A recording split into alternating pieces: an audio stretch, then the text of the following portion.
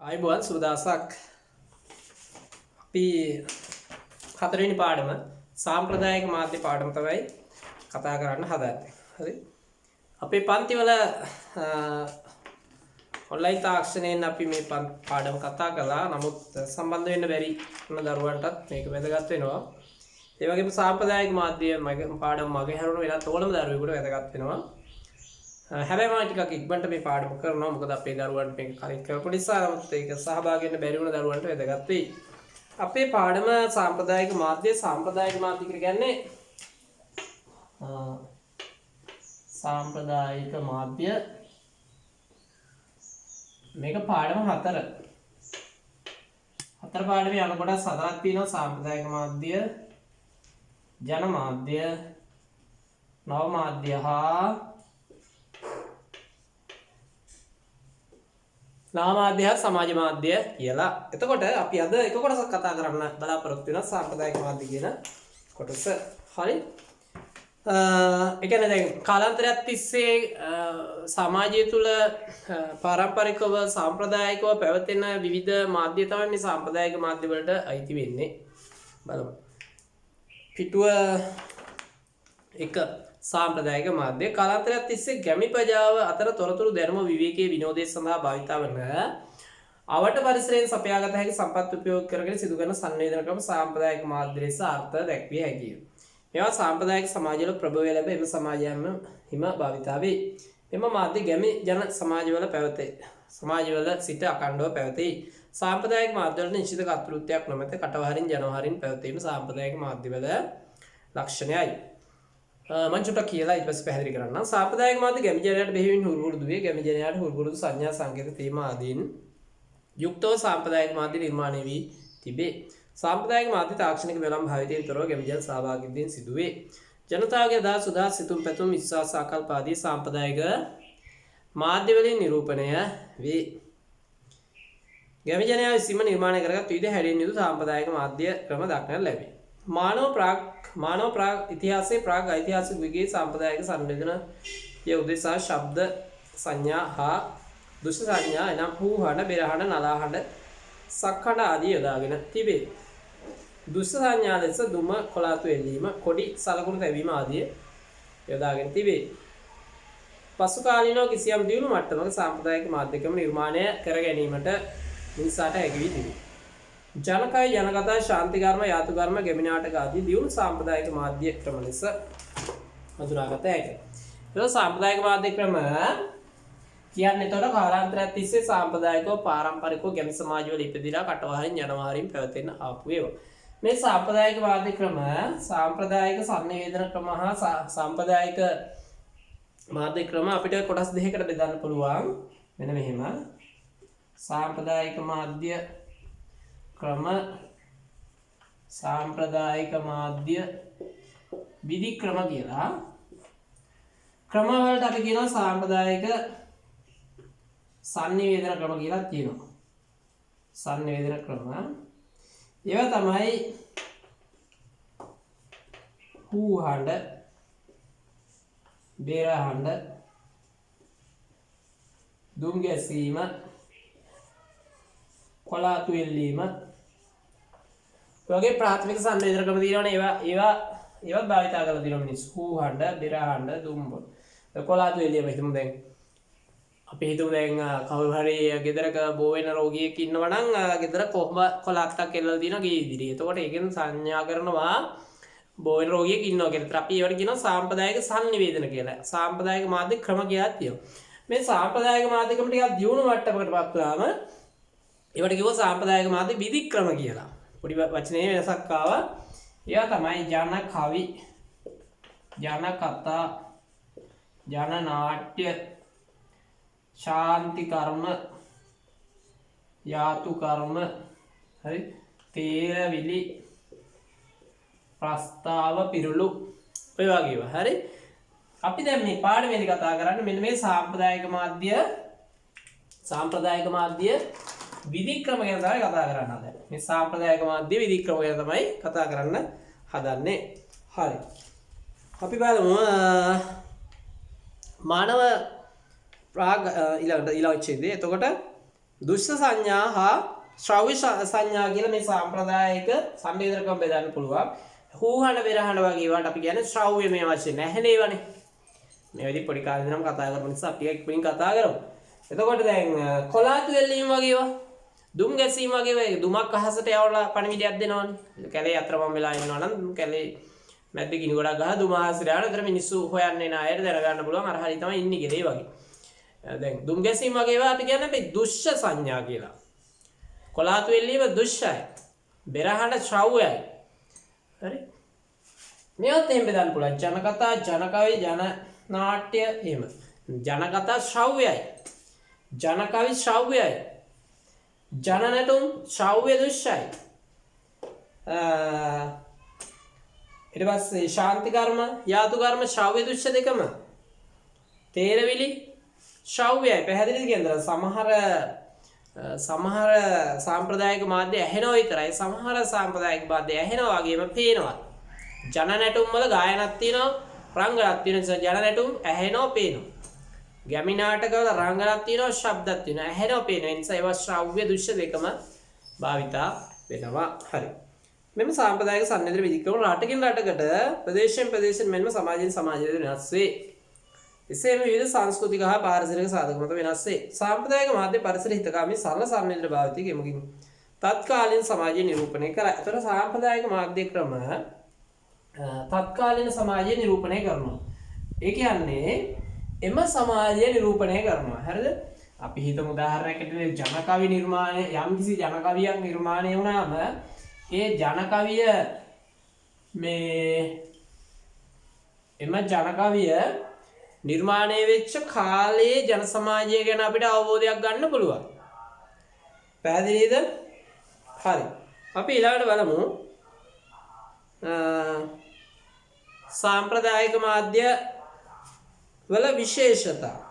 සාම්ප්‍රදායික මාධ්‍ය වල විශේෂතා. හරිද? 4.1 කියන කොටස සාම්ප්‍රදායික මාධ්‍ය වල විශේෂතා. 1 දැන් අපි මේ කතා කරන්න හදන්නේ සාම්ප්‍රදායික මාධ්‍ය වල පොදු විශේෂතා. සාම්ප්‍රදායික මාධ්‍ය වල පොදු විශේෂතා. දැන් මෙහෙමයි හරිද? ජනකවි වල විශේෂතා අපිට වෙනම කතා කරන්න පුළුවන්. ජන කතා වල විශේෂතා වෙනම කතා කරන්න පුළුවන්. ගැමි නාටක වල විශේෂතා වෙනම කතා කරන්න පුළුවන්. ශාන්ති කර්ම, යාතු කර්ම වල විශේෂතා වෙනම කතා කරන්න පුළුවන්. පැහැදිලිද ඔයාලට? හරිද? හැබැයි අපි පොදුවේ මේ හතරම ජනකවි, ජනකතා, ශාන්ති කර්ම, යාතු කර්ම, ජන නැටුම් ආදී පොදු ලක්ෂණ ටිකක් අපි කතා කරන්න බලමු. සරල ව්‍යුහ.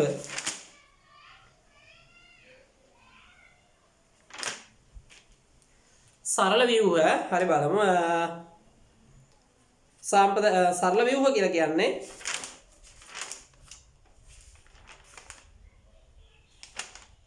පොඩි සටහනක් තියෙනවා ටක් ගාලා ලියා ගන්න. සාමාන්‍ය ජනයාට පවා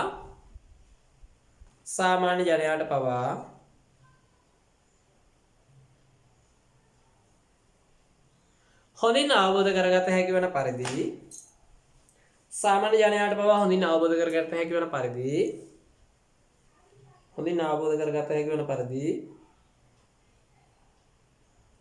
සරල ව්‍යුහ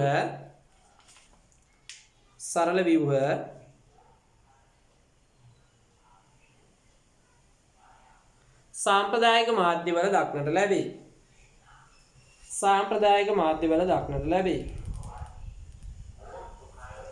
සාම්ප්‍රදායික මාධ්‍ය විධික්‍රම වල දක්නට ලැබේ.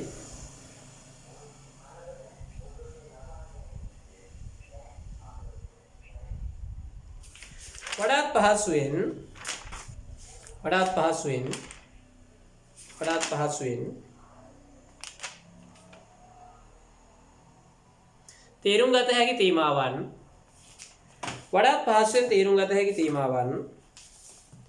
පහසුවෙන් තේරුම් ගත හැකි තේමාවන්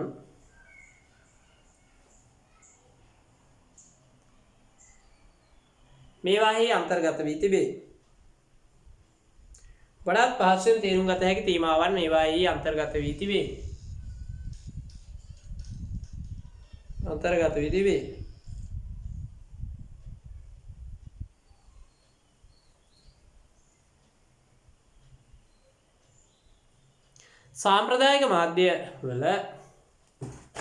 සාම්ප්‍රදායික මාධ්‍ය වල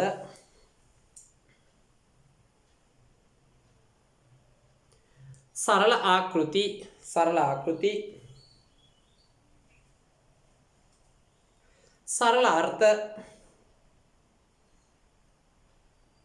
සරල අර්ථ සරල වාක්‍ය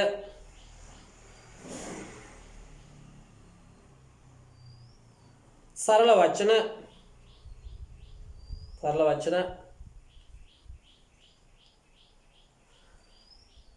සරල දෙබස් තාල ආදිය දක්නට ලැබේ. සරල දෙබස් තාල ආදිය දක්නට ලැබේ.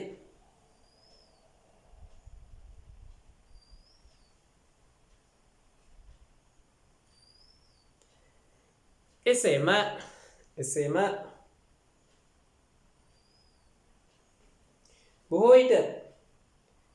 බොහෝ විට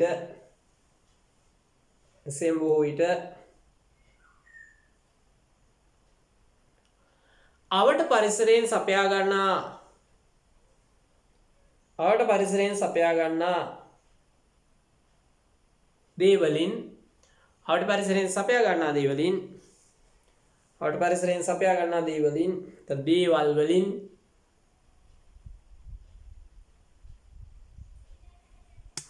සාම්ප්‍රදායික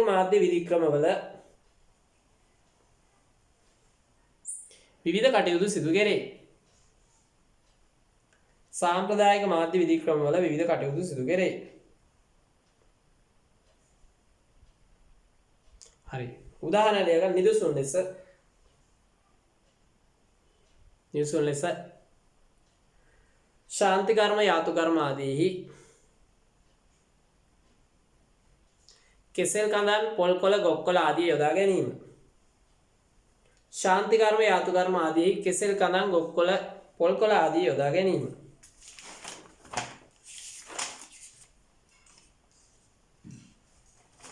හරි. ඊළඟට තුන්වෙනි පිටුව. දැන් ඒතර සරල ව්‍යුහය කියන්නේ දැන් සාම්ප්‍රදායික මාධ්‍ය අපි ජනකවි ගත්තත් ජනකතා ගත්තත් මේවා හරි සරලයි පහසුවෙන් තේරුම් ගන්න පුළුවන්. සරල වචන සරල වාක්‍ය සරල අර්ථ ඒවා තමයි ඇතුළත් වෙලා තියෙන්නේ. ඒක තමයි කිව්වේ. හරිද? ඊට පස්සේ අපි තුන්වෙනි පිටුවට යන් දෙවෙනි කාරණේ තේමාත්මක අන්තර්ගතය කියන එක. ඒකේ වචන දෙකක් තියෙනවා. ඔක පොඩක් අයින් කරගන්න ඉච්චේදී ටයිප් කරපු. මෙන්න බලන්න 1 2 3 4 5. පස්වෙනි පේළියේ තේමාත්මක අන්තර්ගතය කියන එකේ පස්වෙනි පේළියේ 1 2 3 4 5 1 2 3 4 පස්වෙනි පේළියේ පළවෙනි වචනේ මෙන්ම කියලා දින එක කපන්න. මෙන්ම කියන වචනේ කපන්න. ඊට පස්සේ ශාන්ති කර්ම යාතු කර්ම වැනි තේමා වන්ද කියලා දිනන තේමා වන්ද කියන වචනේ කපන්න. මෙන්ම පස්වෙනි පේළියේ තියෙන මුලින්ම තියෙන වචනේ මෙන්ම කියන එක ඒක කපන්න. ඊට පස්සේ 1 2 3 4 වෙනි ආයි 4 වෙනි වචනේ තියෙනවා තේමා වන්ද කියලා. තේමා වන්ද කියන වචනේත් කපන්න. වැරදිලා ඒක print වෙලා තියෙන්නේ. හරි. අපි තේමාත්මක අන්තර්ගතය බලමු. සාම්ප්‍රදායික සංවේදන ක්‍රමවලදී තේමාවට ගැලපෙන ලෙස අන්තර්ගතය සකස් කර ගැනීම මෙයින් අදහස් කෙරේ. එහෙනම් සෑම සාම්ප්‍රදායික මාධ්‍යයකම කිසියම් තේමාවක් දක්නට ලැබේ. අදාළ මාධ්‍යයේ අන්තර්ගතයේ ගොඩනංවා ඇත්තේ එම තේමාවට ගැලපෙන ලෙසය. නිදසුනක් ලෙස රෝග වලින් ආරක්ෂාවෙන් භවෝග ආරක්ෂා කර ගැනීම විශ්වාසයන් ආදී තේමාවන් ශාන්ති කර්ම යාතු කර්ම වැනි සාම්ප්‍රදායික මාධ්‍යවල දක්නට ලැබේ. විනෝදයේ විශාන්තිය භාව ප්‍රකාශනය ජනකතා ජනකවි වැනි සාම්ප්‍රදායික මාධ්‍ය ක්‍රමවල තේමාවන් අතර වේ. මේ ආකාරයට තේමාත්මක අන්තර්ගතයක් සාම්ප්‍රදායික සංවේදන ක්‍රමවල දක්නට ලැබීම විශේෂත්වයේ රූල් තුනක් තියෙනවා. ඊතර මේ වාක්‍ය ලියා ගන්න.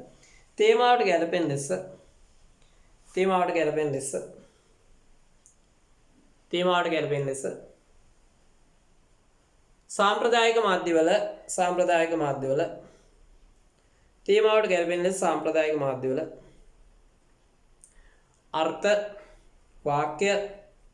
අර්ථ වාක්‍ය දෙබස් ගායන වාදන රංගන අර්ථ වාක්‍ය දෙබස් ගායන වාදන රංගන තාල සැරසිලි ආදී යොදාගෙන තිබේ. තාල සැරසිලි ආදී යොදාගෙන තිබේ. හරි. ඒකට අපි කියනවා තේමාත්මක අන්තර්ගතය කියලා. දැන් තේමාවට ගැලපෙන ලෙස අන්තර්ගතය හදලා දෙනවා. අපි හිතමු දැන් උදාහරණයකට ගත්තොත් ගොයම්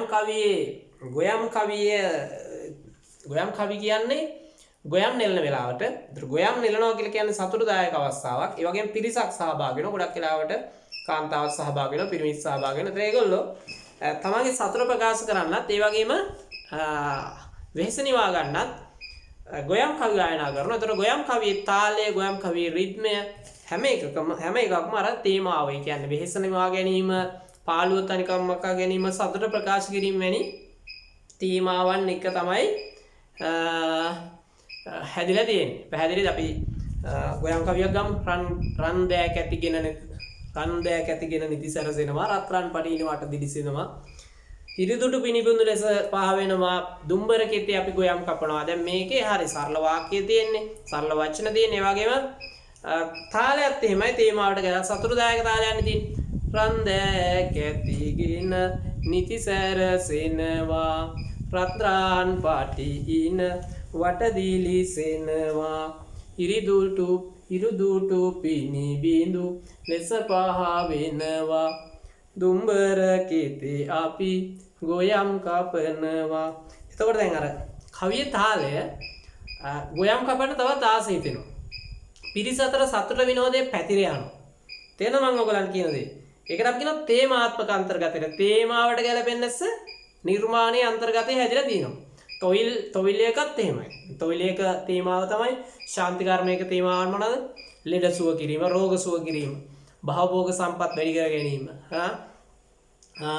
අද්භූත බලවේග වලින් ආත්මීදීම. ඒවට ගැලපෙන මේ සරසිලි, ඒවට ගැලපෙන යක්ෂ මූණු, ඒවට ගැලපෙන වෙස්පූණු, ඒවට ගැලපෙන නැටුම්, ඒවට ගැලපෙන සම්මාද, ඒවට ගැලපෙන වාදන බෙර නේද? ඒ වගේ පාවිච්චි කරන ඒවට අපි කියනවා තේමාත්මක අන්තර්ගතය කියලා. හරි. ඊට පස්සේ අපි යමු පුතා නම්‍යශීලීත්වය කියන ලක්ෂණයට. ඒතර අපි ලක්ෂණ දෙකක් කතා කර එකක් තමයි සරල ව්‍යුහ තියෙනවා, සාම්ප්‍රදායික මාධ්‍ය අනිත් එක තේමාවට ගැලපෙන අන්තර්ගතයක් තියෙනවා. ඊළඟට අපි යනවා ඊළඟ ලක්ෂණය නම්‍යශීලී. ඒතර ජනකවි, ජනකතා, ශාන්ති කර්ම, යාතු කර්ම වල තවත් ලක්ෂණයක් තමයි නම්‍යශීලී බව. ඒ කියන්නේ ඒක රීතියක් සම්ප්‍රදායක් තිබුණාට ඒක අවශ්‍යතාවය අනුව, අවස්ථාව අනුව හරිද යම් වෙනස්කම් කරගැනීමේ හැකියාව තියෙනවා. බලාගන්න සාම්ප්‍රදායික සංනිවේදන මාධ්‍යවල දක්වන ලැබෙන සුවිශේෂ ලක්ෂණක් ලෙස නම්‍යශීලීත්වය දැක්විය හැකිය. අවස්ථාව හා අවශ්‍යතාවයට ගැලපෙන ආකාරයට සාම්ප්‍රදායික සංනිවේදන ක්‍රම පහසුවෙන් සකස් කරගත හැකිවීම ඉන් අදහස් කරේ. සාම්ප්‍රදායික මාධ්‍යවල කිසියම් සම්ප්‍රදායක් ක්‍රමයක් දක්නට ඇතත් ඒකීය බවක් දක්නට නොලැබේ. යොදා ගන්න අවස්ථාව, ස්ථානය, අවශ්‍යතාවය, කාලය, පහසුකම් ආදී වන සාම්ප්‍රදායික මාධ්‍යවල යම් වෙනස්කම් කර ගැනීමේ හැකියාව ඇත. එම නිසා සාම්ප්‍රදායික මාධ්‍ය කුඹුර, කමත, ගහකොළ ආදී යොදාගෙන අවස්ථාව අවශ්‍යතාවයට අදාළව භාවිත කරයි. නිශ්චිත කතෘත්වයක් මෙන්ම වාණිජ අරමුණද වේවයි නොමැති නිසා අන්තර්ගතයට හානි නොවන පරිදි අවස්ථානුකූලව යොදා ගැනීමේ නම්‍යශීලීත්වයක් මේ මාධ්‍යවල දක්නට ලැබේ. උදාහරණයක් රූල් තුනක් තියෙනවා. ගැමි නාටක අවස්ථාව, අවශ්‍යතාවය, කාලය, ස්ථානය ආදී අනුව යොදාගත හැකිය. ගැමි නාටක අවශ්‍යතාව, අවස්ථාව, කාලය, ස්ථානය ආදී අනුව යොදාගත හැකිය. ස්ථානය ආදී අනුව යොදාගත හැකිය.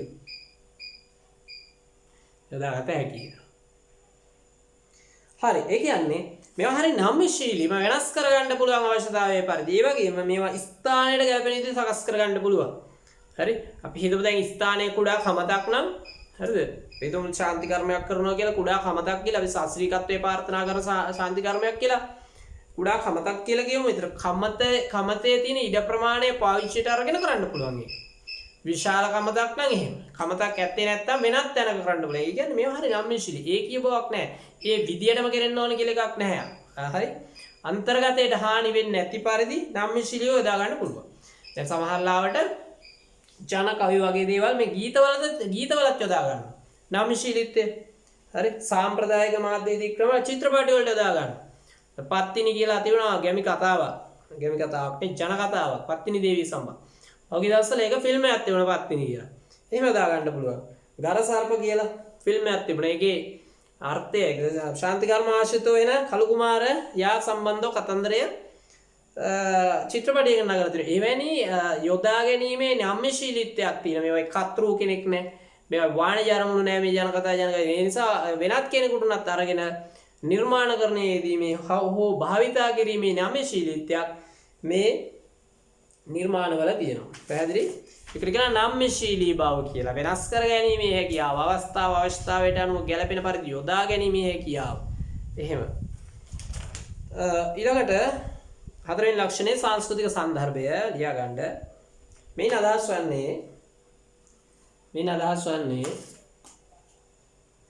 අදහස් වන්නේ සාම්ප්‍රදායික මාධ්‍ය විධික්‍රම. මේන් අදහස් වන්නේ සාම්ප්‍රදායික මාධ්‍ය විධික්‍රම. සාම්ප්‍රදායික මාධ්‍ය විධික්‍රම කිසියම්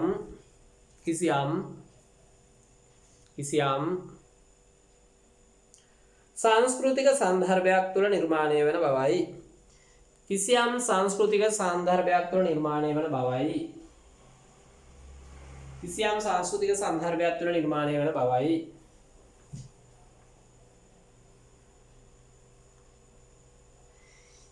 කිසියම් සංස්කෘතික සන්දර්භයක් තුළ ගොඩනැගෙන බවයි. කිසියම් සංස්කෘතික සන්දර්භයක් තුළ ගොඩනැගෙන බවයි. සන්දර්භයක් තුළ ගොඩනැගෙන බවයි.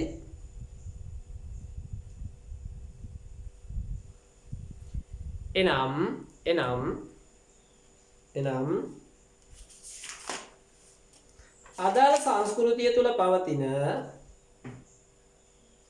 අදාළ සංස්කෘතිය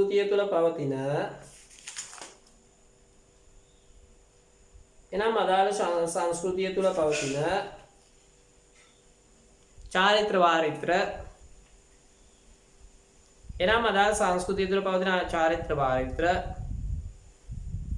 ඇදහිලි විශ්වාස ආගම්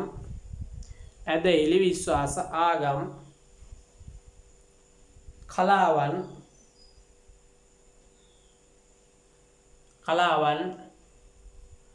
ආදී සංස්කෘතිකමය ගුණාංග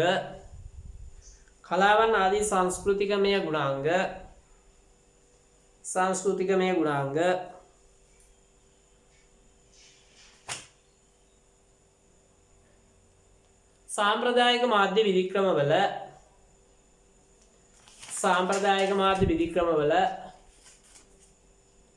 අන්තර්ගත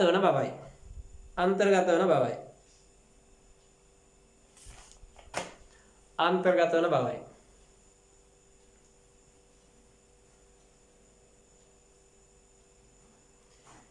එම නිසා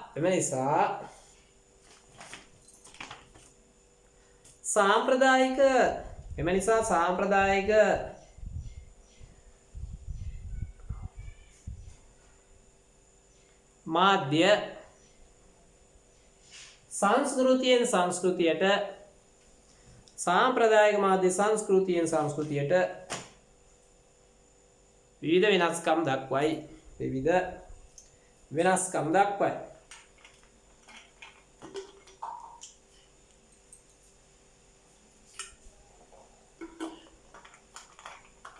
හරි. දැන් ඔකට අපි කියනවා සංස්කෘතික සන්දර්භය කියලා. ඒ කියන්නේ සංස්කෘතිකමය වටපිටාවත් තුළ තමයි මේවා නිර්මාණය වෙන්නේ. ඒ වගේම ඒ සංස්කෘතියට අදාළ චාරිත්‍ර වාරිත්‍ර ලක්ෂණ ඒවා මේවා අන්තර්ගත වෙලා තියෙනවා.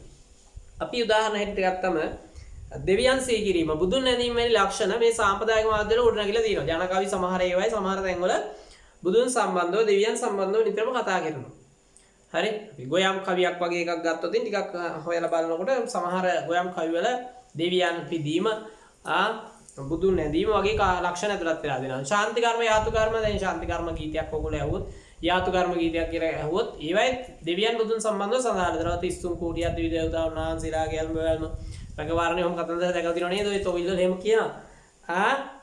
ඊට පස්සේ ඒවා ආරම්භ කරනකොටත් සමහරලාට ත්‍රිවිධ රත්නය කියන අපේ රටේ ගොඩක් වෙලාවට සංස්කෘතිය බහුතර සංස්කෘතිය බෞද්ධ සිංහල සංස්කෘතිය නිසා ඒවත් එක තමයි ගොඩක් සාම්ප්‍රදායික මාධ්‍ය නිර්මාණයලා තියෙන්නේ.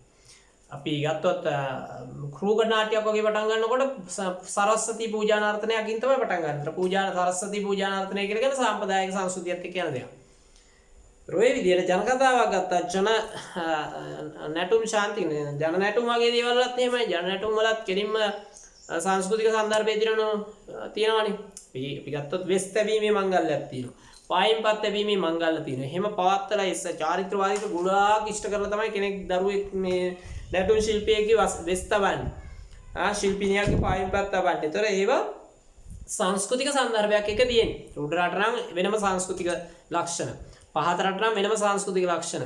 සබරගමුවේ නම් තවත් සංස්කෘතික ලක්ෂණ. ඔය විදිහට විවිධ සංස්කෘතික සාධකත් එක්ක අන්තර්ගත වෙලා තමයි ඕනෑම සාම්ප්‍රදායික මාධ්‍යයක් නිර්මාණය වෙලා තියෙන්නේ. ඒක පාරම්පරිකව සිද්ධ වෙච්ච දෙයක්. ඒකට අපි කියනවා සංස්කෘතික සන්දර්භය කියලා. එකපාර වැටහුන්නේ නැත්නම් ඔයගොල්ලන්ට තියෙන්නේ නැවතත් නෝට් එක පොඩක් කියව ගන්න. හරි. අපි දැන් පස්වෙනි කාරණයට යමු. පොදු ලක්ෂණ. දැන් විභාගෙදී අහන්න පුළුවන් මේ වගේ පොදු ලක්ෂණ සාම්ප්‍රදායික මාධ්‍යවල පොදු ලක්ෂණ 4ක් විස්තර කරන්න කියලා අහන්න පුළුවන්. ඒ නිසා තමයි ඔය විස්තරත් එක්කම දීලා තින්නේ ප්‍රශ්න නොවෙන්න. හරි. අවම පිරිවැය. සාම්ප්‍රදායික සංයෝජන ක්‍රමයන්දී අවුට පරිසරයෙන් ලබා ගන්නා සම්පත් බොහෝ විට උපයෝගී කර ගැනීම.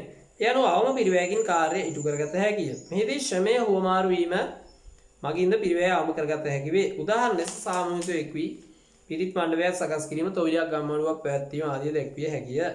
ඒවට යොදා ගන්නා විවිධ අමුද්‍රව්‍ය පරිසරයෙන් සපයා ගන්නා නිසා පිරිවැය අවම වේ. අනෙක් අතර එවැනි ක්‍රියා සාමූහිකව එක්වී ශ්‍රම හුවමාරුවෙන් සිදු වන නිසා ශ්‍රම පිරිවැයක් ඇති නොවේ. මේ ආකාරයට සාම්ප්‍රදායික මාධ්‍ය ක්‍රම යොදා ගැනීමේදී අවම පිරිවැය සුවිශේෂ ලක්ෂණයක් ලෙස හැඳින්විය හැකියි. ඒ කියන්නේ පිරිවැය අඩුයි, වියදම් අඩුයි. දැන් අපි හිතන ටෙලි නාට්‍යයක් කරන්න කොච්චර වියදමක් යනවද? ලක්ෂ ගණනක් ඕන. චිත්‍රපටයක් හදන්න කෝටි ගණනක් ඕන. හරි? දැන් ඔයගොල්ලෝ දන්නවා මේ පන්ති ළමයිත් ඉන්නවා විෂුවල් හදපු අය. සින්දු විෂුවල් හදපු අය ඉන්නවනේ ළමයි. නේද? දැන් විෂුවල් එකක් හදන්න රුපියල් ලක්ෂ 5ක් 6ක් ඕන. ඊටත් වැඩියෙන් ඕන සමහර. හොඳ විෂුවල් එකක් ලක්ෂ 10ක් 15ක් ඕන. ජනකයි පන්තියක් ගායනා කරන්න කීයක් ඕනද? 7ක්වත් ඕන. රූකඩ නාට්‍යයක් පෙන්වන්න කොච්චරද? ලොකු වියදමක් යන්නේ. රූකඩ බලන්න ගියම ඔයගොල්ලෝ ටිකට් එක කීයද? රුපියල් 20යි. 50යි 100යි. චිත්‍රපටියක් බලන්න ගියාම රුපියල් 450යි 500යි 300යි එහෙම ලොකු ගණන්. ඒකෙන් අදහස් වෙන්නේ මොකද්ද? ඒකෙන් අදහස් වෙන්නේ සාම්ප්‍රදායික මාධ්‍ය වලට අවම පිරිවැයක් තමයි යන්නේ. තොවිලයක් වගේ එකක් කරනවා කියලා හිතන්න. දැන් නම් ඉතින් තොවිල් කරන කට්ටිය ලොකු ගණන් අය කරනවා. ඒක වෙනම කතන්දරයක්. තොවිල් අඩු නිසා ඉතින් ඒගොල්ලෝ. නමුත් තොවිලයකදී අවට පරිසරයෙන් තමයි ඒ කාලේ මිනිස්සු ඔක්කොම සපේ ගත්තේ. කෙසෙල් ගස් ඕන වෙනවා. පොල් පුවක් අඳන් ඕන වෙනවා. පොල් මල් පුවක් මල් ගොක්කොළ පොල් කොළ විවිධ පොළ වර්ග මල් වර්ග නේද? ඔය හැම එකක්ම වගේ රැහන් පවා පරිසරයෙන් තමයි හොයාගත්තේ මේ තොවිල් වලට එහෙම අවශ්‍ය වෙන හැම දෙයක්ම වගේ. ඒතර ඒවට අපි කියනවා අවම පිරිවැය. ඊළඟට ශ්‍රම හුවමාරු තමයි ගොඩක් වෙලාවට සිද්ධ වෙන අපේ රූකඩ නාට්‍යයක් පෙන්වනවා. ගමේ කෝලම් මඩුවක් තියෙනවනම් ගමේ හැමෝම ඇවිල්ලා උදව් කරනවා ඒගොල්ලන්ට වැඩ ටික කරගන්න. ටෙලි නාට්‍යයක් කරනකොට තේ හදන තේක ගේන මිනිස්සුන්ටත් වෙනම පඩි ගෙවන්න ඕන. හරිද? කැමරාවක් බඩු උස්සගෙන එන මිනිහට වෙනම පඩි ගෙවන්න ඕන. ඩ්‍රයිවර්ලාට වෙනම ගෙවන්න ඕන. නළුවන්ට, නිලියොන්ට, අධ්‍යක්ෂකවරුන්ට, ලොකේෂන් වලට, පසුතල වලට, මූණ හදන කෙනාට එහෙම දැන්. සාම්ප්‍රදායික මාධ්‍යවල එහෙම නැහැ නේ. අපි තුමු ගැමි නාටකයක් කියලා. ඒගොල්ලොම තමයි මේකප් කරගන්නේ. ඒගොල්ලෝ තමයි අඳුන්නේ. රජ්ජුරුව අන්දරේට අඳිනවා. අන්දරේ රජ්ජුරුවන්ට අඳිනවා. අන්දරේ රජබිසවට අඳිනවා. රජබිසව අන්දරේට අඳිනවා. නාට්‍යයේදී තමයි අන්දරේ බිසවයි මේ රජ්ජුරුවයි වෙන වෙනම ඉන්නේ. හැබැයි නාට්‍ය පිටිපැත්තේදී ඒ කට්ටියම තමයි ඒ කට්ටියට අඳිනවා. ඒගොල්ලෝ තමයි නිවේදන කටයුතු කරන්නේ. ඒගොල්ලොම තමයි මේ පසුතලත් හදාගන්නේ.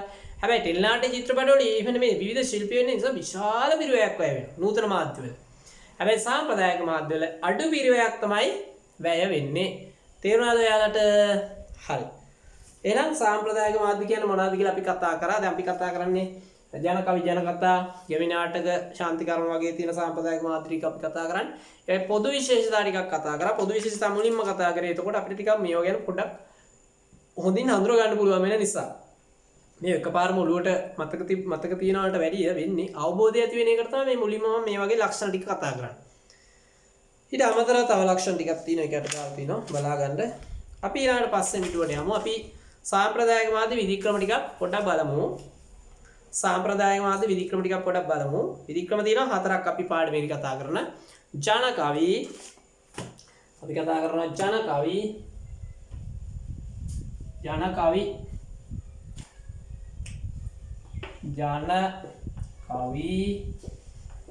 ජනකතා ගැමි නාටක ශාන්ති කර්ම. ඔය කියන හතර තමයි අපි කතා කරන්න හදන්නේ. ඔය කියන හතර තමයි අපේ සිලබස් එකේ තියෙන්නේ. දැන් කලින් සිලබස් එකේ නම් තේරවිලි ප්‍රස්තාව පිළිලු ඒ වගේ දේවල් තිබුණා. ජන වේදකම් වගේ දේවල් තිබුණා. දැන් මේ සිලබස් එකේ වඩා අඩු කරලා තියෙන හතරයි තියෙන්නේ. හරිද? අපි හතර බලමු. දැන් මේ ජන කවි වගේ දේවල් නම් එච්චර ලොකු කේස් එකක් නෙවෙයි. හේතුව ඔයාලා පොඩි කාලේ ඉඳන්ම ජන කවි අහලා තියෙනවා, ජන කවි කියලා තියෙනවා නේද? ඕන තරම් ජන කවි කියලා තියෙනවනේ. ජන කවි සමහරලාට අපි පෙර පාසල් යන කාලටත් කලින් ජන කවි ඇහෙලා තියෙනවා. කොයි කාලේ? අපි පොඩි කාලේ අපේ දෙමව්පියෝ අපි නලවනකොට ගායනා කරනවා කවි විශේෂයක්. හොංචිලිවාරම් කියලා. හොංචිලිවාරම්ද? හොංචිලිවාරම් නෙවෙයි. දරු නැලවිලි අයිති වෙන්නේ ජන කවි වලට. පොඩිම කාලේ ඔයගලන්ට ඇහෙන්නෙත් නැති කාලේ, ඔයගලන්ට පේන්නෙත් නැති කාලෙත් අම්මලා ඔයගලන්ගේ ආච්චිලා ඔයගොල්ලෝ නලවන්නේ නැති සාම්ප්‍රදායික ජන කවි කියලා. මොන ජන කවිද? දරු නැලවිලි කියලා. නේද? දරු නැලවිලි ඉඳලා වර්තමානයේ තියෙන මේ ගීතවලට නිර්මාණය වෙච්ච ජන කවි දක්වා මේ පුළුල් පරාසයක් තුළ ජන කවි අධ්‍යයනය කරන්න පුළුවන්. ජන කවි කියලා කියන්නේ වර්තමානයේ විශාල නිර්මාණ කිරීමට පවා භාවිතා කරනවා. සමහර ගීත නිර්මාණය වෙලා තියෙන ජන කවි වලින්, සමහර චිත්‍රපටවල තේමා ගීත නිර්මාණය වෙලා තියෙන්නේ ජන කවි වලින්. හරි? එහෙම තියනවද නැද්ද? දරු නැලවිලි පවා මේ ගීත වලට පරිද්ද. ඒ නිසා තමයි නූතන ඕගොල්ලෝ මේ sannivedanaye හා මාධ්‍ය ආධාරණේ කතා කරන අධ්‍යයනය කතා කරනකොට කවදා හරි දවසක නිර්මාණකරණයේ යෙදෙනකොට මේව යොදා ගන්න වෙනවා. ඒ නිසා තමයි මේ විෂයද උගන්වන්නේ. කවදා හරි ඔබ නිර්මාණ කරන ශේෂ්ත්‍රයට ගියොත් ප්‍රයෝජනවත් වෙන්නේ. නිර්මාණ කරන ශේෂ්ත්‍රයට නොගියත් අපි තුම ඔයගොල්ලෝ ගුරුවරයෙක් වුණා කියලා, නීතිඥවරයෙක් වුණා කියලා නඩු කතා කරනකොට සමහරලාට උපමාවක් කියන්න පුළුවන් වෙන්න පුළුවන් ජන කවිය. පැහැදිලිද කියන්නේ? දැන් උදාහරණයක් ගමු. දැන් මම දවසක් මගේ වාහනේ ලයිසන් නැතුව ගිහිල්ලා පොලිසියෙන් ඇල්ලුවා SI මහත්තයෙක්. ඉතින් මම ඉතින් ළමයිගේ ලයිසන් එකක් නැහැ, මොකක් හරි එකක් නැහැ කොහොම හරි. දැන් මම කිව්වා මම මේ ගුරුවරයෙක් අහවල් ඉස්කෝලේ වැඩ කරන්නේ. එහෙම කිව්වම මට යන්න කිව්වා. මට යන්න කියන ගමන් ඒ SI මහත්තයා කිව්වා ඔයා දෙනු පරහට සමා සම්මති පීඨා සිට දුදලම් දෙනවා වැද්දන් දෙසන බලවැණි කියලා කිව්වා. මට පොඩ්ඩක් ලැජ්ජ හිතුණා. එයා කිව්වා කවියකින් කිව්වේ මොකද්ද කිව්වේ? අනිත් අයට උපදෙස් දෙන්න කලින් Taman හරියට ඉන්න කියලා කිව්වේ. ඇයි මට ලයිසන් නැතුව මම කොහොමද ළමයින්ට උගන්වන්නේ? මම වැරදි කරන වැරද්දන්නේ මං කරේ. අන බලන්න දැන් පොලිසියේ SI මහත්තයාට උනත් වැදගත් වුණානේ මේ ඒක නම් ජන කවියක් නෙවෙයි ලෝකෝපකාර කවියක්. හැබැයි කවියක් කියන එක ඔබ මොන වෘත්තියට ගියත් වැදගත් වෙන්න පුළුවන්. හරි? නිර්මාණකරණයේ වෘත්තියට ඔයගොල්ලෝ මාධ්‍ය නිසා ඔයගොල්ලෝ කොහොමත් වැදගත් වෙනවා. හැබැයි ඔයගොල්ලෝ නිර්මාණ කරන ශේෂ්ත්‍රය ඔයගොල්ලෝ නම් නීති ශේෂ්ත්‍රයට යන්න පුළුවන් සමහර ලාවට. කොයි ශේෂ්ත්‍රයට ගියත් ඔයගොල්ලෝ වැදගත් වෙන්න පුළුවන්. හරි? දැන් දරු නැලවිලි තියෙන ගීතය මට මම මේ මතක් කරේ අම්මලා දුක් ගන්නේ පුතුන් හදන්ට පුතුන් රජුන් කරන්ට කියලා තියෙන්නේ. ජන දරු නැලවිල්ලන්නේ තියෙන්නේ. අම්මලා දුක් ගන්නේ පුතුන් හදන්ට පුතුන් හදන්ට පුතුන් රජුන් කරන්ට බාලොලි ලොලි එහෙම තියෙනවා ගීතයක්. ඔයගොල්ලෝ හරිද? ජන කවිය වල කෝණ තරම් ගීත තියෙන නිර්මාණය. එගොඩ ගොඩේ මල් නෙලනා මල් එතනෝ මෙගොඩ ගොඩට අත වනනා මල් එතනෝ ගොඩ මෙගොඩ රුපදිනා මල් එතනෝ උඹ කාගේද උඹ කාටද මල් එතනෝ. ජන කවිය රිද්මය ජන කවියේ තාලය ලස්සනට නිර්මාණය කරලා ගීත නිර්මාණය කරනවා. ලයනල් රන්වල කියන ගායකයා දැන් මිය ගිහිල්ලා. ඒ වගේ පුතා ඉන්නවනේ සහන් රම්මල වගේ කට්ටිය. ඊට පස්සේ රෝහණ බැද්දගේ වගේ මේ ගායකයෝ, සමන් ලෙනින් වගේ නූතන ගායකයෝ ඒගොල්ලෝ ගොඩක් වෙලාවට මේ ජනශ්‍රුති එහෙම නැත්නම් ජන කවි, ජනකතා, ශාන්ති කර්ම, යාතු කර්ම වල එන තාල, රිද්ම, අර්ථ පාවිච්චි කරන ඔයගොල්ලන්ගේ නිර්මාණකරණය සඳහා. තේරුණාද? හරි. අපි දැන් ජන කවි ගැන ඉගෙන ගන්න ඒ නිසා ජන කවි ගැන පොඩක් ආයේ බලමු. ජන කවි ගැන ගැමි ජන සමාජ පැවතෙන මේවා දින් දන්නවා ඉක්මනින් කරන්න. පැවතෙන කර්තෘත්වය හඳුනාගත නොහැකි ගායනා විශේෂයකි. ගැමි ජීවන රටාව පදනම් කරගෙන ජන කවි නිර්මාණය වී තිබේ. ගැමි ජනයාගේ ජීවන දෘෂ්ටිය, ඇදහිලි, විශ්වාස, අවශ්‍යතා, වෘත්තීය තොරතුරු දැනුම, අත්දැකීම්, සාම්ප්‍රදායික ඥානය, විවේකයේ, විශාන්තිය, දුක් වේදනා, සිතුම් පැතුම් ආදී මෙමගින් sannivedanaya කෙරේ. ඒ අවස්ථාවට උචිතව ගැමි ජනයා විසින්ම ජනගී නිර්මාණය කරගෙන තිබේ. අර්ථමය වශයෙන්ද ශබ්දමය වශයෙන්ද ඉතර රසවත් ජන කවි නිර්මාණය. මේ අර්ථය ලස්සනයිලු, ශබ්දයේ ලස්සනයිලු, ගැමි ජනයාගේ හැඟීම්, ගැමි ජනයාගේ අවශ්‍යතා, ගැමි ජනයාගේ සිතුම් පැතුම් හරිද? මේවා නිරූපණය කරනවලු ජන කවි වලින්. ජන කවි අධ්‍යයනය කිරීමෙන් ගැමි ජනයාගේ සමාජ, ආර්ථික, සංස්කෘතික, ආගමික, පාරිසරික ආදී වූ තොරතුරු හෙළිදරව් කර ගත හැකියි. අව්‍යාජත්වයේ, සරලත්වයේ, ශක්තිභාවයේ, සංයමයේ මේවට දැන් තියෙන සින්දු වගේ කෑ ගන්න නැහැ ජන කවිය. සංයමයේ, කතා ව්‍යවහාර ලක්ෂණ, ශබ්ද රටා හා පොදු ජනයාට සමීප වන වචන කෝෂ හේතුවෙන් ජන කවිය සාම්ප්‍රදායික සංවේදනයේ සුවිශේෂී විදිහේ. මේවා ආර්ථික ලක්ෂණ පෙන්නනවා.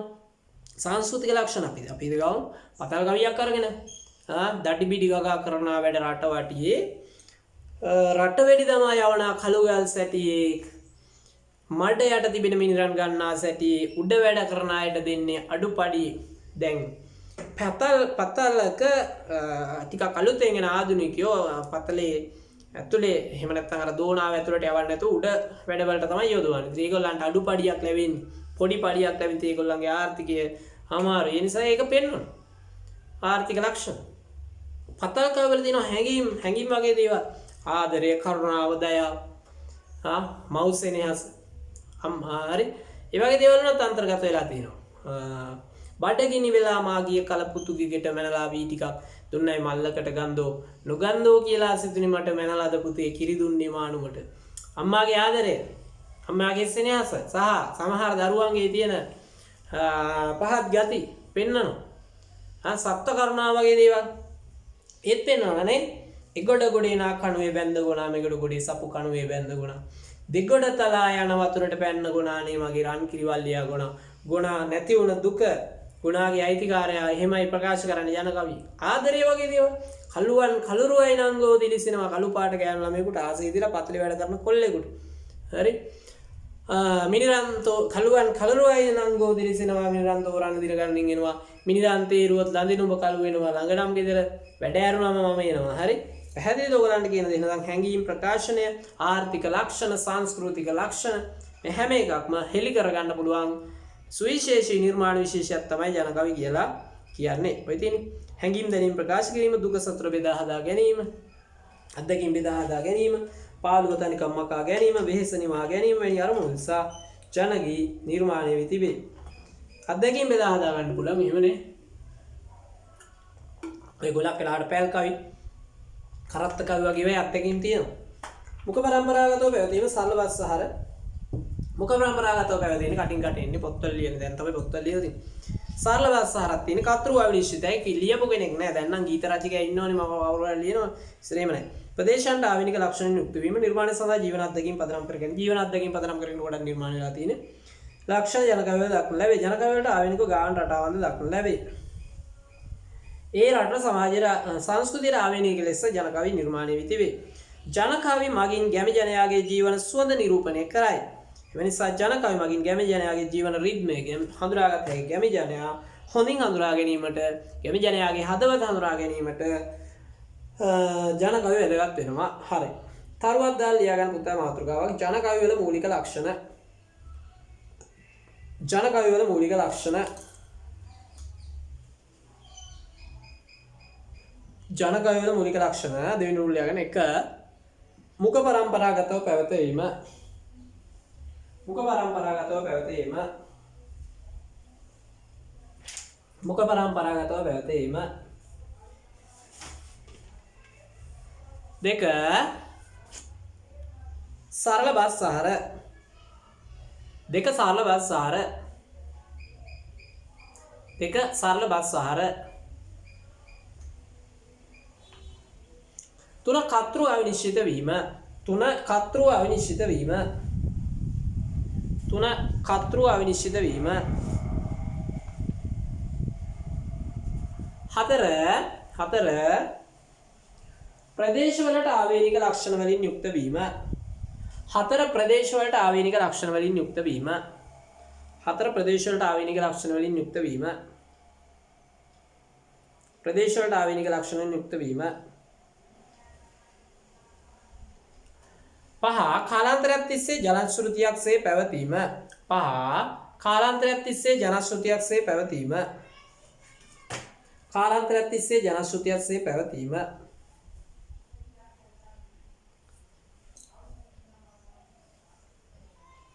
6 නිර්මාණය සඳහා ජීවන අත්දැකීම් පදනම් කර ගැනීම. නිර්මාණය සඳහා ජීවන අත්දැකීම් පදනම් කර ගැනීම. නිර්මාණය සඳහා ජීවන අත්දැකීම් පදනම් කර ගැනීම. ඒ කියන්නේ සමහර ජන කවි නිර්මාණය වෙලා තියෙන්නේ ජීවන අත්දැකීම් පදනම් කරගෙන.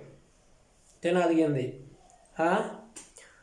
තන්නලේ දෙන්න දෙපොලේ දක්වනවා කටු කැලේ ගාල නොලිහා වද දෙනවා හපුතලේ කන්ද දැකලා බඩ දනවා පව් කළ ගොනෝ ඇදපන් හපුතල් යනවා තේරෙනවද කියන්නේ මේ ගොනාට තියෙන කරුණාව තමන්ගේ අත්දැකීම කියන්නේ මේ හපුතල් කන්ද නගිනකොට ගොනා ගවයාට හරි දුෂ්කරයි ගවයාට හරි අමාරුයි ඉතින් එයා මේ ගවයා වෙනුවෙන් මේ ගීතය ඒ කවිය ගායනා කරනවා දැන් සමහර ගීත නිර්මාණය වෙලා තියෙනවා ඒ අසුරෙම නිර්මාණය වෙලා තියෙනවා ඉතින් බැරි බර කරේ තියන් දෙපයට වාරු අරන් අපේ බඩකට පුරවනවා රෑසී පද කියමින් සීතලයට ගැහෙමින් හපුතලේ කන්ද නගිනවා එහෙම දිනව නේද මේ ඒ කියන්නේ ජනකවි රිද්මය අරගෙන ගීතය හදලා තියෙනවා බැරි බර කරේ තියන් දෙපයට වාරු අරන් අපේ බඩකට පුරවනවා රෑසී පද කියමින් සීතලයට ගැහෙමින් හපුතලේ කන්ද නගිනවා එහෙමනේ තියෙන්නේ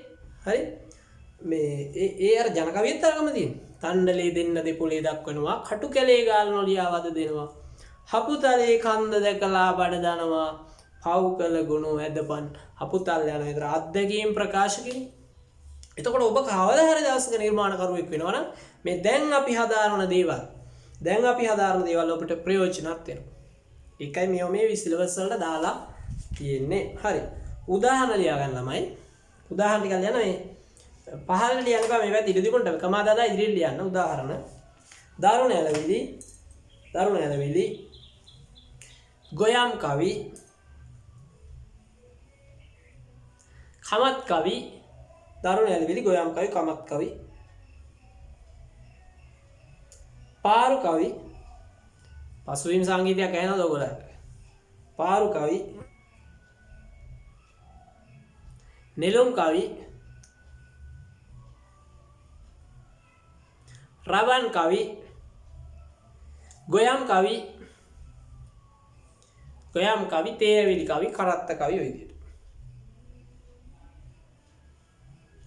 හරි ඊට පස්සේ ඔයගොල්ලෝ වැඩක් කරනවා අභ්‍යාස කරනවා මොකද්ද පුතා කරන අභ්‍යාසය ඔයගොල්ලෝ හොඳේ ඔය අනිත් පැත්තේ ඉඳ දිනවා 6 වෙනි පිටුවේ ඔයගොල්ලෝ දන්න කවි තුනක් උදාහරණ ඉදිරි ලියා ගන්නවා වර්ග තුනකින් මම දෙන්නේ නැත්තේ මම දෙන කවි සමහරලාට ඔයගොල්ලන්ට පාඩම් නැත්නම් ඔයගොල්ලන්ට පාඩම් තුනක් ලියා ගන්න තුන එකේ කොහොම ලිව්වොත් කවන්නේ බෑ ගොයම් කවියක් පාඩම් නම් ගොයම් කවි කියලා ගොයම් කවියක් ලියන්න කරත්ත කවියක් කියලා කරත්ත කවිය ලියන්න තමන්ට පාඩම් කවි තුනක් මෙතන ලියලා තියාගෙන විභාගෙදී උදාහරණ ලියන්න આવොත් පුළුවන් වෙන්න නිසා කවි තුනක් හතරක් මතක තියෙන්න ඕන හැමෝටම වගේ මම හිතන්නේ ජන කවි මතක ඇති නම් තමන්ට පුළුවන් ජන කවි තුනක් හැබැයි වර්ග තුනකින් වෙන්න ඕන තුනම ගොයම් කවි ලියන්න එපා ගොයම් කවි පතර මේ උදාහරණ ලිව්වේ වයින් මොන හරි දාන්න තුනකින් කවි තුනක් මෙතන ලියලා තියාගන්න උදාහරණ කියලා හරිද තමයි මේ පාඩමෙන් අනුමාන ප්‍රශ්නයක් එන්න පුළුවන් පිටුව වෙල්ල ගන්න 35 ඒක මීට වැඩි ටිකක් මම නෑ මේ ගානටම තමයි ඉතින් zoom වලුත් කළා කොහොමනත් එදා මගේ අරන දරුවන්ට මම නැවතත් YouTube එකෙන් කරනවා ඉතින් මේ මගේ හැටි ලියගන්න අනුමාන ප්‍රශ්න කියලා 35 පිටුවේ මෙන්න මේක ලියන්න මම මේවට පස්සේ උත්තර කතා කරනවා ඒ දවස් මම කියන්න ලියගන්න එක ජන කවි වල දක්වන ලැබෙන ලක්ෂණ හතරක් විස්තර කරන්න 35 පිටුවේ ලියන්න ඕනද ජන කවි වල දක්වන ලැබෙන ලක්ෂණ හතරක් විස්තර කරන්න ජන කවි වල දක්වන ලැබෙන ලක්ෂණ හතරක් විස්තර කරන්න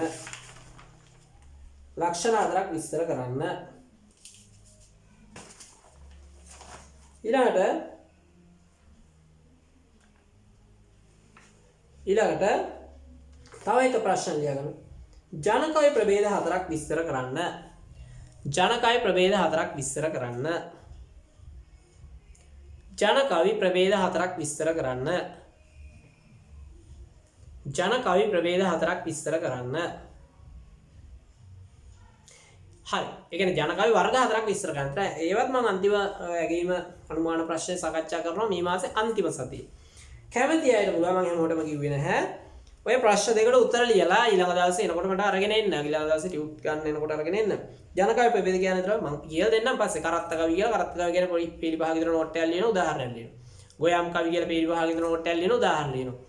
පත්තල් කවි කියලා හරි උදාහරණ ලියනකොට නිතරම ජන කවිම ලියන්න ඕන සංදේශ කවි ලියලා හරියන්නේ මම දැක්ක එක ළමයි රු රැස්සේ යන්දිනා ලෙස යත්ලෙල දී විදුලිය බබා රන් රස එක්වන ලෙස වෙන නාදනෝ පාතප දබා කියන එක වැරදි ඒක සංදේශයෙන් තියෙන මොකක් හරි මේ සංදේශයකනේ තියෙන්නේ ගිරා සංදේශ කොහෙද තියෙන්නේ නේද සුරරාජ සමන් සමගින් පැහැනද මදාරා පරසතුමල් පමද කරපුද වැඳන වැනි මුනි සිරිපා තඹර සකිසඳ පෙනේ සමල්ල ගල් නැගෙන හිර කියලා ළමයි ලියලා තිබුණා. හරි මම හිතන්නේ ඒක මේ මගේ වෙනුමනේ තියෙන්නේ සැල්ලිහිණි සංදේශය. ඒ නිසා මේ සංදේශ කවි ලියලා හරියන්නේ නැහැ සමහරලාට. සමහර ළමයි සංදේශ කවි ජන කවි වලට ලියනවා වරද්දගෙන. පුරුදු මතක තියෙන නිසා. එහෙම බෑ හරියට ලියන්න ඕන. එතකොට තමයි ඉතින් ලකුණු ටික ලැබෙන්නේ. හරි. හොඳයි ඊළඟට ජන කවි අපි කතා කරලා ඉවරයි. ජන කතා අපි කතා කරමු. ජන කතා බලමු. ගැමි ජනයා විසින්ම නිර්මාණය කරගත් මුල මැද අග යන අංගත්‍රය මනාව කරපන ලද කතා විශේෂයක් ලෙස ජන කතා හැඳින්විය හැකිය. කිසියම් පුරාණෝක්තියකින් බිහි වී කටවහරින් වැඩියා කතාංගයක් ලෙස ජන කතා හැඳින්විය හැකිය. කිසියම් පුරාණෝක්තියකින් බිහි වී හැඳින්විය විවිධ මූලාශ්‍ර අරමුණු පෙරදරි කරගෙන ජන කතා නිර්මාණය වී තිබේ. ජනයාගේ ජීවන අරගලය, අපේක්ෂා, ආශා, දුක්ඛ දොම්නස්ස, ගවේෂණ ආදී පිළිබිඹු කරන කතන්දර විශේෂයක් ලෙස ජන කතා හැඳින්විය හැකිය. ජන කතා ගැමි සමාජවල ඉපිද කටවහරින් මුඛහරින් පරම්පරාගතව සමාජගත වී තිබේ.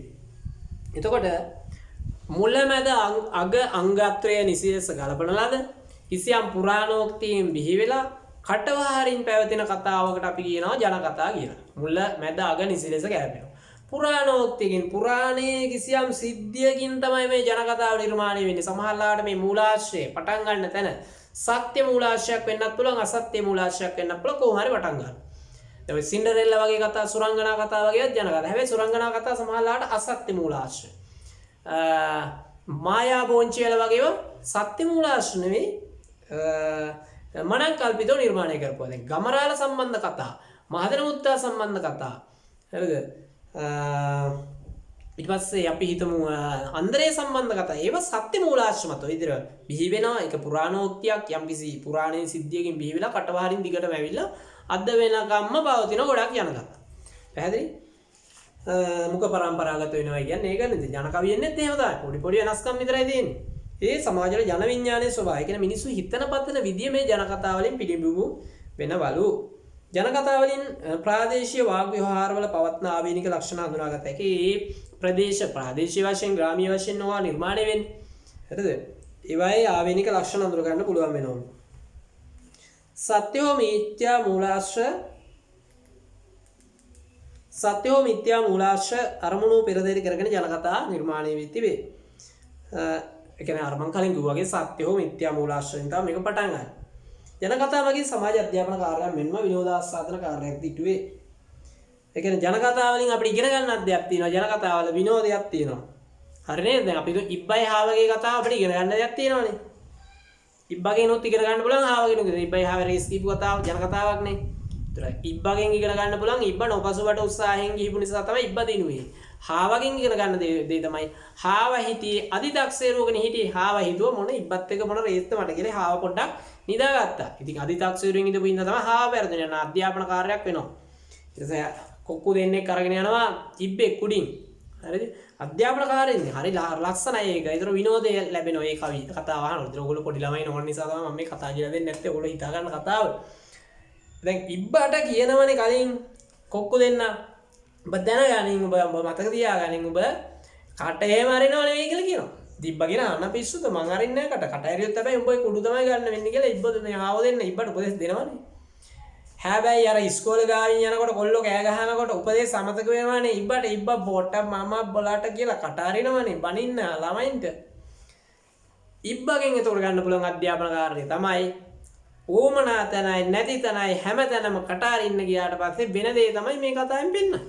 කට පරිස්සම් කරගන්න කියලා කියන්නේ. උපදේශ පිළිපදින්න කවුරුහරි උපදේශයක් දුන්නා මේක පිළිපදින්න කියලා කියන්නේ ඔයාලා පොඩි අධ්‍යාපන කාර්යයක්ද මේකෙන් කරන්න කියලා. යන කතාවලින් එනවා සමාජ අධ්‍යාපන කාර්යයකුත් සිද්ධ වෙනවා. හරි.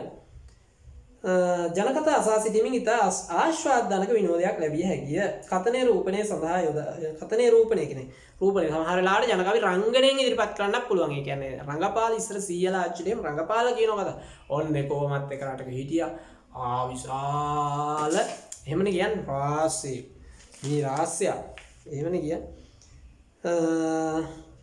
ජනකතා තුළ ගැමි ජනතාවගේ විශ්වාසය, ඇදහිලි, සාර ධර්ම, සිරිත් විරිත් ආදී ඇතුළත් වේ. ජනකතා තුළ හාස්‍ය, උපහාසය, ත්‍රාසය, භීතිය, විනෝදය මෙන්ම ප්‍රේමයද ඇතුළත් විය හැකිය. විවිධ ස්වභාවයේ ජනකතාවල රාශියක් නිර්මාණීය ඇතරින් කීපයක් ත්‍රාසය, භීතිය, ප්‍රේමය. දැන් සාලි අශෝකමාල වගේ කතාවල ප්‍රේමය තියෙනවා. හරි. ලියගන්න ජනකතාවලට ආවේනික ලක්ෂණ. ජනකතාවලට ආවේනික ලක්ෂණ. හත පිටුවේ ලියා ගන්න. ජනකතාවලට ආවේනික ලක්ෂණ ලියන්න එක මුඛ පරම්පරාගතව පැවතීම. මුඛ පරම්පරාගතව පැවතීම. දෙක සරල වස්සාරක් භාවිත වීම. සරල වස්සාරක් භාවිත වීම. තුන කතෘ අවිනිශ්චිත වීම. කලින් අර ජනකතාවල ලක්ෂණම තමයි ජන කවි වල ලක්ෂණ තමයි. කතෘ අවිනිශ්චිත වීම.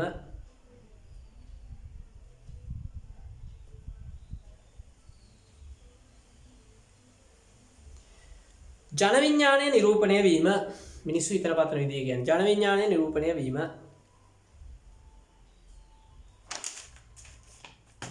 පහ සත්‍ය හෝ මිත්‍යා මූලාශ්‍ර මත නිර්මාණය වීම. සත්‍ය හෝ මිත්‍යා මූලාශ්‍ර මත නිර්මාණය වීම.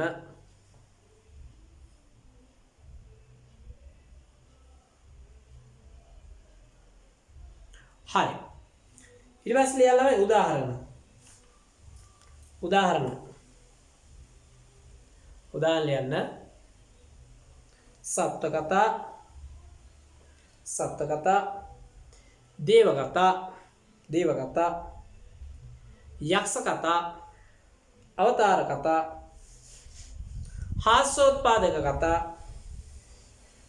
උපහාස කතා, ගම කතා, ඔය විදිහට. හරි. ආශ්චර්ය කතා. යම් ආශ්චර්යයන්නේ මායා බොංචි වෙලා වගේ ආශ්චර්ය කතා, සුරංගනා කතා, ඔය ජාතක වගේ ඇති වෙනවා. හරි. ඊට පස්සේ අපි උදාහරණ කීපයක් ලියලා නතර කරමු. ලියාගන්න සුරංගනා නැහැ. ගම කතා කියලා ලියන්න. තරුවක් දාලා යටි ඉඳ දිනවන ගම කතා කියලා ලියන්න. ගම කතා. කඩිරාකාලා ඉදිරින් ලියන්න. ගමහාමිනී සම්බන්ධ කතා. ගම කතාවලට යටින් ලියන්න ඉදිරියෙන් කඩිරක් ගහලා. ගම කතාවලට උදාහරණ දෙන්න. උදාහරණ. ගමරාලහා ගමහාමිනී සම්බන්ධ කතා. මහදැන මුත්තා සම්බන්ධ කතා. මහදැන මුත්තා සම්බන්ධ කතා. ඒවට කියන්නේ ගම කතා කියලා. ඊළඟ ලියනවා සත්ව කතා. සත්ව කතා ලියලා කඩිරක් ගහලා සත්ව කතා කීපයක් ලියමු. කපුඩාසා ගේජු කෑල්ල. ළමයි මේවා 7 වෙනි පාඩමේදී උගන්වනවා මේවායින් කොහොමද අපි නිර්මාණ කරන්න කියලා. කොහොමද මේවායින් චිත්‍රපටි හදන්නේ, කොහොමද මේවායින් කාටුන් හදන්නේ. මේ 4නේ 7ේදී අපි කතා කරනවා. කපුඩාසා ගේජු කෑල්ල. නරියාසා මිදිවැල. ඔය විදියට. තව එකයි ලියන්න තියෙන්නේ. ඊළඟට සුරංගනා කතා.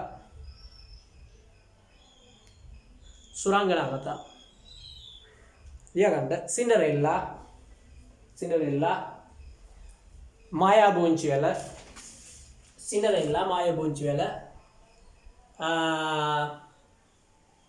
හිම කුමරිය.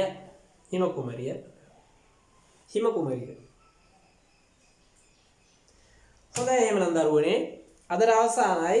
ආයකින් අනුමාන ප්‍රශ්න දෙකක් තියෙනවා. පෙළගන්න 35 පිටු අනුමාන ප්‍රශ්න දෙකක්. ජනකතාව ලක්ෂණ 4ක් වෙන ලක්ෂණ 4ක් විස්තර කරන්න. 35 පිටුවේ ජනකතාව ලක්ෂණ 4ක් විස්තර කරන්න.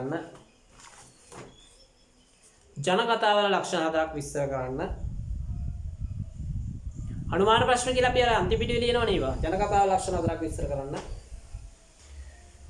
දෙවෙනි අනුමාන ප්‍රශ්නය ජනකතා ප්‍රභේද 4ක් විස්තර කරන්න. මම ඒවා අන්තිම සතියේ ඔයගලන්ට වෙනම විස්තර කරනවා. ජනකතා ප්‍රභේද 4ක් විස්තර